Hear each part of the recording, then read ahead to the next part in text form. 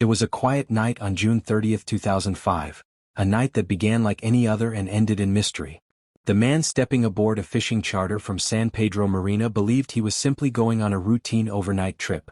But the person who returned would be a void. 48-year-old Patrick McDermott would vanish.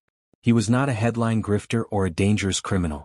Patrick was a cameraman, known to a circle of friends and to a much wider public as the longtime partner of singer Olivia Newton-John. On that day he boarded the fishing vessel named Freedom alone. He knew no one on board.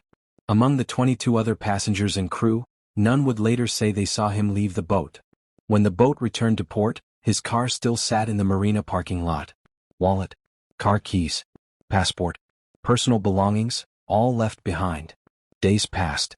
On July 6, he failed to show up for a family gathering. On July 11, his ex-wife filed a missing persons report. In the years leading up to his disappearance, Patrick McDermott was not living a carefree life. He had filed for bankruptcy in 2000, a sign of deep financial trouble. Court records indicated he owed significant child support to his ex-wife, Yvette Newton-John, reportedly around $8,000 at the time of his vanishing. Even though he had once lived in relative comfort, partly due to his relationship with Olivia, stress mounted. According to later reports, he had considered drastically increasing a life insurance policy, from $100,000 to $500,000. Investigators would later highlight this as a red flag. In the weeks before he disappeared, Patrick allegedly wiped his digital life clean, deleting numerous emails including correspondence with Olivia, and erasing digital traces that might tie him to his regular life.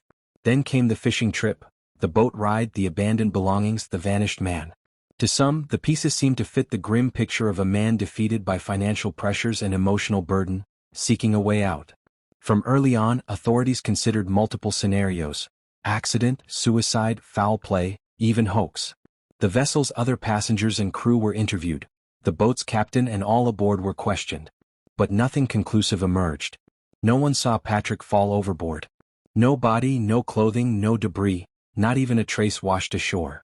On September 15, 2006, the United States Coast Guard Investigative Service (CAIS) officially closed the case. Their report concluded that there was no evidence of criminal action, suicide, accident, or hoax. A separate safety investigation concluded similarly on October 30, 2008. The closing statement was stark. In the absence of evidence, the only conclusion they could assert was that Patrick most likely drowned. But just because the case was closed didn't mean the mystery vanished. Within months, a competing narrative emerged. Patrick had faked his own death. Reports began surfacing, especially in the Australian press, claiming that he was living somewhere along Mexico's Pacific coast under a new identity. In 2009, a team hired by Dateline NBC claimed they had found him.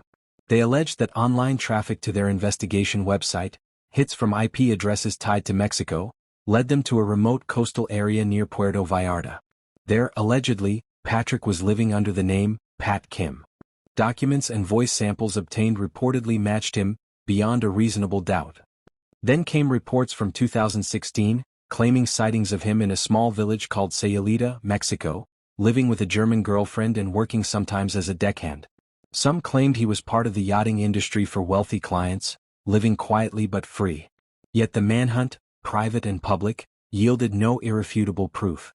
The alleged body double images published by tabloids were later discredited.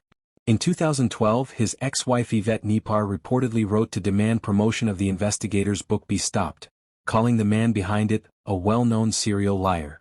She insisted no credible proof was ever produced. Through the years, more alleged sightings would emerge, each speculative, none confirmed. To this day, there is no conclusive evidence that Patrick McDermott survived, nor any definitive trace to confirm his death.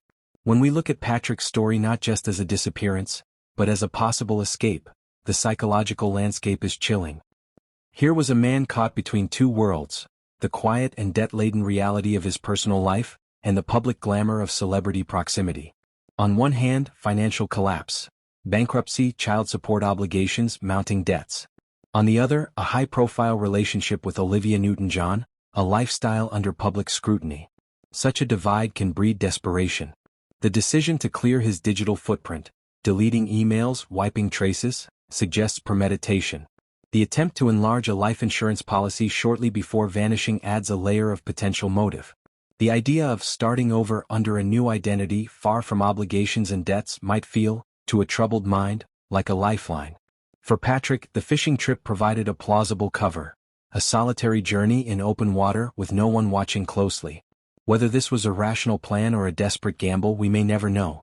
What we do know is that the psychological pressure he faced, financial, relational, existential, creates a plausible backdrop for disappearance that looks very much like death. And that tension, that silent inner crisis, is as haunting as any crime scene. The Kais concluded there was no evidence of foul play, but also no proof of a hoax. The absence of evidence, however, is not proof of absence. No body washed ashore. No witness saw him tumble overboard. No conclusive physical evidence linked anyone to a crime.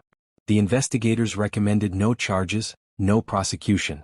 But investigators, journalists, tabloids, they continued digging. Some hired private eyes. Some published photos claimed to be of him in remote coastal towns. Some even claimed to have documentation and voice samples. Yet over more than a decade, not one claim has produced definitive proof. No DNA, no verified eyewitness account accepted by authorities, no credible legal follow-up.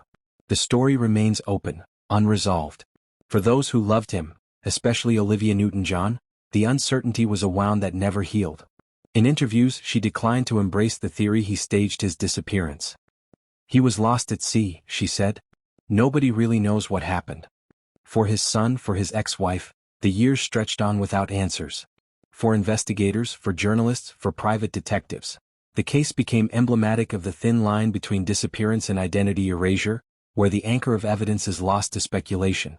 But perhaps the most lasting impact is social. Patrick's story became a cautionary tale about the consequences of debt, despair, and desperation. It reminds us how fragile normalcy can be, how easily someone's life can slip away when financial and emotional pressures converge. What does this case teach us? First, financial struggles are not just about money. They carry emotional weight, social stigma, and mental strain. Those debts, those obligations, unpaid child support, bankruptcy, mounting credit card balances, can become more than accounting entries. They can become a psychological burden heavy enough to make someone believe erasing their existence is the only escape. Second, disappearing entirely, leaving behind identity documents, personal effects, can be a deliberate act.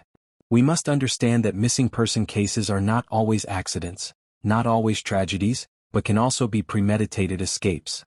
The tools for erasing identity, digital deletion, altered passports, disappearing bank accounts, exist, and they can enable a clean break. Third, closure isn't always possible. Investigations may conclude, agencies may close cases, but for families and loved ones, uncertainty can last decades. That limbo, not knowing, is a heavy burden. Finally, as a society, we need better support systems. Mental health resources, debt counseling, social safety nets. When people feel cornered, they need options beyond vanish or drown. 2 decades since that night on the boat, we still ask, did Patrick McDermott fall overboard and drown, his body carried away by the tides? Or did he stage his own disappearance, walking away from debts, obligations, and identity to start anew? Officially, the authorities left the door open to accidental death, the most plausible theory in the absence of evidence.